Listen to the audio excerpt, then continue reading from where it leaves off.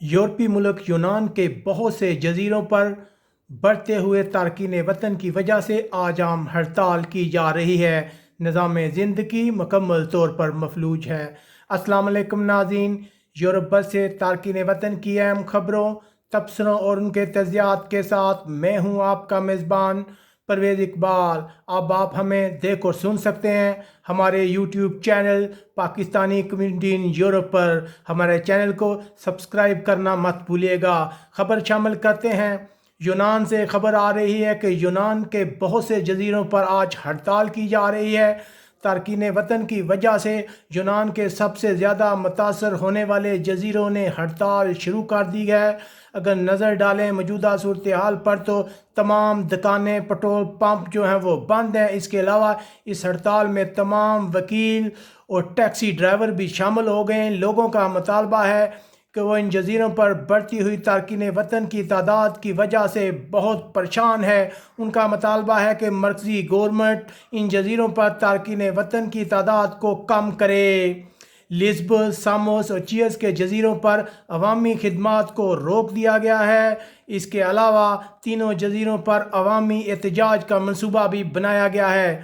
ان جزیروں کے علاقائی گورنر اور میئر حکومت کو مطالبات پیش کرنے کے لیے جمعرات کو ایتھنز جانے کا ارادہ رکھتے ہیں۔ ادھر امریکی پناہ گزین ایجنسی کے مطابق 2019 میں تقریباً 75,000 افراد ترکی سے یورپی ملک یونان میں داخل ہوئے۔ اگر اس کا مقابلہ کیا جائے گزشتہ سال 2018 سے تو یہ تعداد تقریباً 50% زیادہ بنتی ہے۔ اس کی وجہ سے ان جزیروں میں رہنے والے لوگ بہت پریشان ہیں۔ وہ کہتے ہیں کہ تارکین وطن کے آنے سے پہلے بہت زیادہ ٹورسٹ ان جزیروں کا رخ کرتے تھے، لیکن اب حالات بدلتے جا رہے ہیں۔ ان تارکین وطن کی وجہ سے بہت سے ٹورسٹ ان علاقوں کا رخ نہیں کرتے، جس کی وجہ سے مجبور ہو کر انہوں نے ہڑتال شروع کی ہے۔ جگہ جگہ پہ بورڈز لگائے گئے ہیں، ایسے بینرز آویزاں ہیں جن پر لکھا ہوا ہے کہ ہمارے جزیرے ہمیں واپس کرو۔ اس کے علاوہ ان جزیروں پر رہنے والے لوگوں نے حکومت سے مطالبہ کیا ہے کہ ان تارکین وطن کو دوسرے علاقوں میں منتقل کرے، یونان کے دوسرے علاقوں میں منتقل کرے۔ یہاں پہ حالات جو ہیں بہت زیادہ خراب ہیں، جیسا کہ ہم ماضی میں بھی آپ کو بتاتے رہے ہیں کہ تارکین وطن کی تعداد بہت زیادہ ہے ان جزیروں میں، جس کی وجہ سے سہولتوں کی بہت زیادہ کمی ہے۔ ان جزیروں میں بہت زیادہ بیماریوں کی شکایات بھی رہتی ہیں۔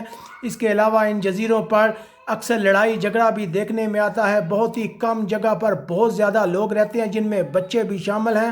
اب ان حالات سے تنگ ہو کر ان جزیروں پر رہنے والے لوگوں نے احتجاج کا منصوبہ بنایا، جس کی وجہ سے آج ان جزیروں پر نظام زندگی پوری طرح معطل ہے۔ بہت ہی زیادہ پریشانی ہے ان لوگوں کو، ان تارکین وطن کی۔ ہم امید کرتے ہیں کہ یونان کی گورنمنٹ ان جزیروں پر رہنے والے لوگوں کے مطالبات کو تسلیم کرتے ہوئے یہاں رہنے والے تارکین وطن کو یونان کے مختلف حصوں میں منتقل کرے گی، جہاں انہیں پہلے سے زیادہ اچھی سہولیات دی جائیں گی۔